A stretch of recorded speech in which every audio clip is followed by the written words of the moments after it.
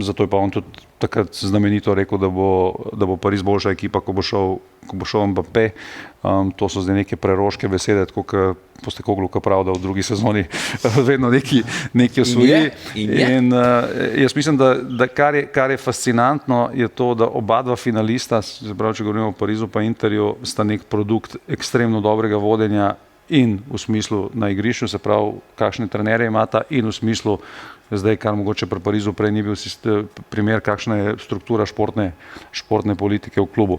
In na nek način sem vesel, da sta ta dva kluba, čeprav so seveda tudi drugi klubi, ki so na podoben način dobro vodeni v Evropi, ampak da sta ta dva kluba nekako nagrajena za to, na kakšen način sta to izpeljala, delata, in zanimivo, da se srečujeta dve ekipe, prvo kot prvo, čisto drugačno filozofijo nogometa, pa drugo kot drugo, čisto drugačno starostno strukturo ekipe. Jaz sem prebral, da Inter je bil na prvi tekmi proti Bayernu v četrtfinalu, je imel najstarejšo ekipo v tej sezoni Lige prvakov, in to me pač zagotovo nobenega ne more presenetiti.